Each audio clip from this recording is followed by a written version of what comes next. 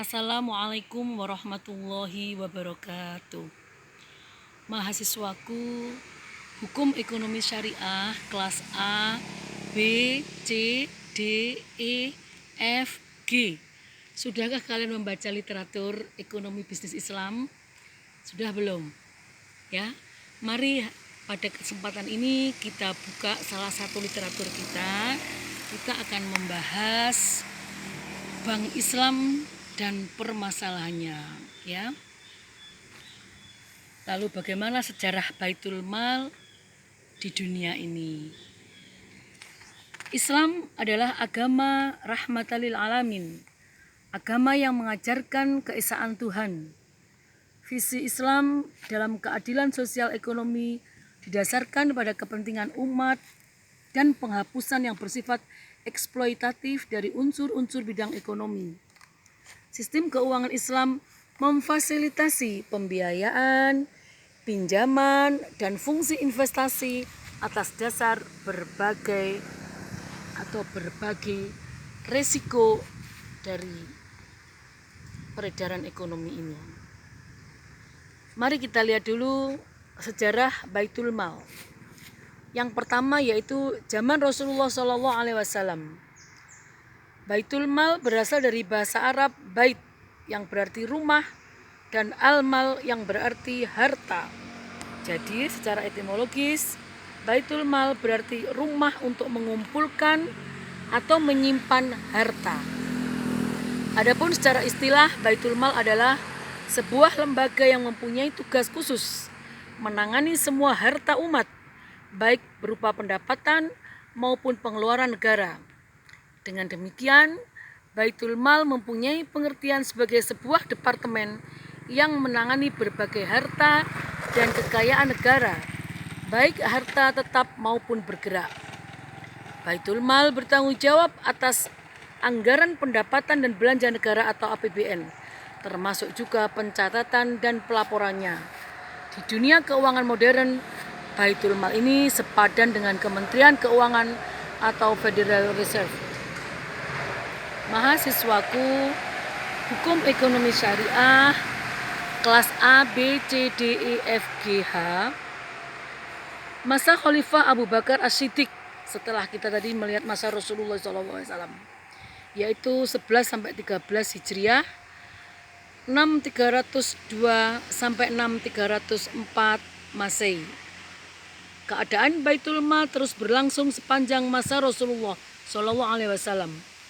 Ketika Abu Bakar menjadi khalifah, keadaan Baitul Mal masih berlangsung seperti di tahun pertama, yaitu 11 Hijriah atau 632 Masehi. Jika ada harta yang masuk dari wilayah-wilayah kekuasaan Khilafah Islamiyah, Abu Bakar membawanya ke Masjid Nabawi dan membagikannya kepada orang-orang yang berhak menerimanya. Lalu kita beranjak kepada yang ketiga, yaitu masa Khalifah Umar bin Khattab 13 sampai 23 Hijriah atau 634 sampai 644 Masehi. Setelah Abu Bakar wafat dan Umar bin Khattab menjadi khalifah, beliau mengumpulkan para bendaharawan kemudian masuk ke rumah Abu Bakar dan membuka Baitul Mal. Ternyata Umar hanya mendapatkan 1 dinar saja yang terjatuh dari kantongnya. Akan tetapi setelah penaklukan terhadap negara lain semakin banyak, diantaranya negeri Kisra atau Persia dan Kaisar atau Romawi, semakin banyak harta yang mengalir ke kota Madinah. Oleh karena itu, Umar lalu membangun sebuah rumah khusus untuk menyimpan harta, membentuk kantor atau diwan, mengangkat para penulisnya, menetapkan gaji dari harta Baitul Mal tersebut, serta membangun angkatan perang. Itu zaman Umar bin Khattab. Lalu yang keempat, masa Khalifah Utsman bin Affan 23 sampai 35 Hijriah atau 644 sampai 656 Masehi. Ketika Utsman bin Affan menerima amanah sebagai khalifah ketiga, ia menerapkan sistem pengelolaan Baitul Mal yang sangat berbeda dengan masa Umar bin Khattab anak-anak. Saat itu Utsman mengangkat beberapa pegawai baru Baitul Mal dan seiring waktu selalu melakukan intervensi yang dipandang cukup kontroversial bagi sahabat-sahabat yang lain. inilah masa Khalifah Utsman bin Affan. Masa kekhalifahan Utsman menjadi sandaran dimulainya konsep Baitul Mal dan tamwil, yaitu Baitul Mal yang dapat dipinjamkan kepada seseorang dari hasil bagian pengelola Baitul Mal, yaitu 1/5 dari dana Baitul Mal yang dikelola. Lalu yang kelima, masa Khalifah Ali bin Abi Thalib.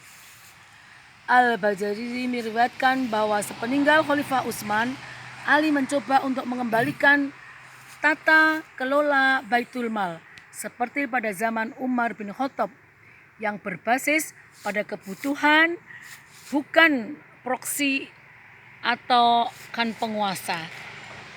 Ya, jadi waktu masa Khalifah Ali bin Abi Thalib mengembalikan seperti ke masa-masa zaman Rasulullah, zaman Umar dan zaman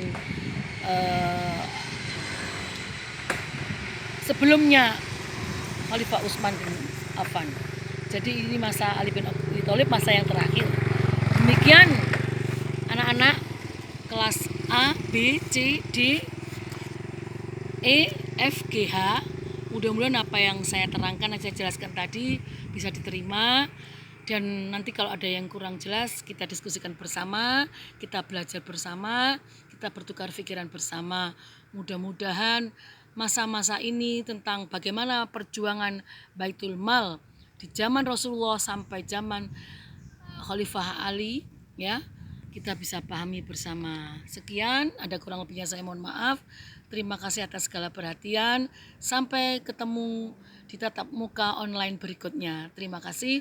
Wassalamualaikum warahmatullahi wabarakatuh.